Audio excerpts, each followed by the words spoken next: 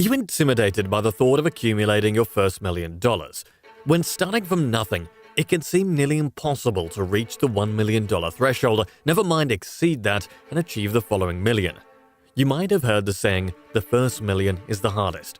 But is there any truth to this? There are actually quite a few reasons that this saying is true, and you'd be happy to hear that once you become a millionaire, it's inevitable that you reach the second, third, and fourth shortly thereafter. Take a look at the reasons that support this theory.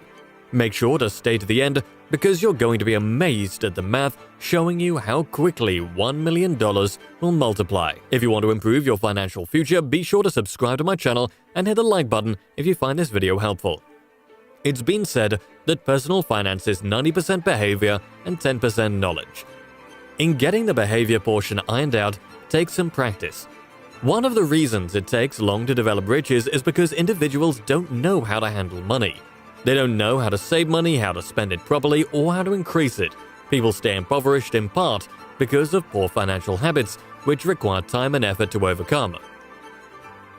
Millionaires, on the other hand, know how to manage their finances. They understand the value of saving and investing. They may be good with money now, but that wasn't always the case, and it took them some time to work things out as well.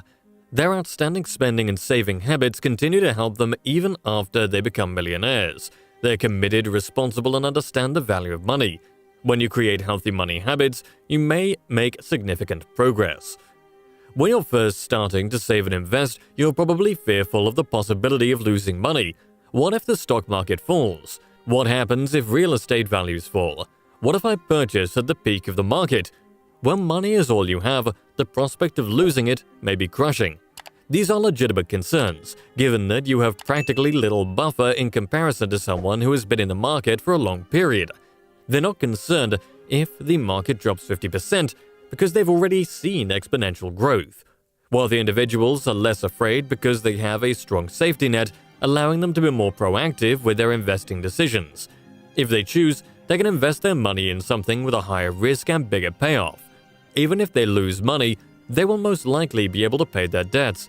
Someone with $5,000 or $10,000 does not want to risk losing it because it takes months or even years to save enough when beginning from scratch.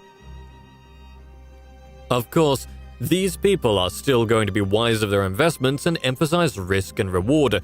Millionaires have a lot of expertise when it comes to investing, so they know how to protect and grow their cash. As an example, they're not going to invest their entire life assets in a single stock that someone urged them to buy, nor will they invest everything in Bitcoin. They want to keep growing their wealth, therefore they'll put the majority of their money into established goes with a track record of profitability, rather than anything speculative. Real estate, wide market index funds, and ETFs, as well as firms in which they have extensive experience, are attractive investments among the rich, and they are extremely cautious when it comes to exploiting leverage. They may continue to invest in risky assets, but only as a tiny portion of their entire portfolio. You'd be correct to believe that most millionaires have no bad debt or loans that aren't profitable. They've paid off the majority of their debts, so their income is now free. They're no longer paying payments to the bank on a monthly basis to pay for depreciating assets that they should never have purchased, such as automobiles that exceed their budget. If they have a loan on a vehicle or anything, they've determined it's worth it to use low-interest debt to invest in assets that will offer them with higher returns than the cost of the debt. Alternatively, they're paying themselves money in order to gain interest on it rather than the bank. In addition to being debt-free, or at least free of bad debt, wealthy people often use low-interest debt to their advantage to buy income-producing assets that will far exceed the interest they're paying. This might include funding investment properties with a high return on investment. Most people are focused on other duties before achieving the first billion, such as paying off college loans, clearing out credit card debt, and other activities that don't necessarily have a huge impact on their net worth. Banks enjoy lending money to those who understand how to manage it. Lending to a suitable borrower implies the bank will most likely get its money back, plus some profit. If you're already affluent, you'll find it easier to borrow money for a variety of purposes, particularly those that will generate a return on your investment.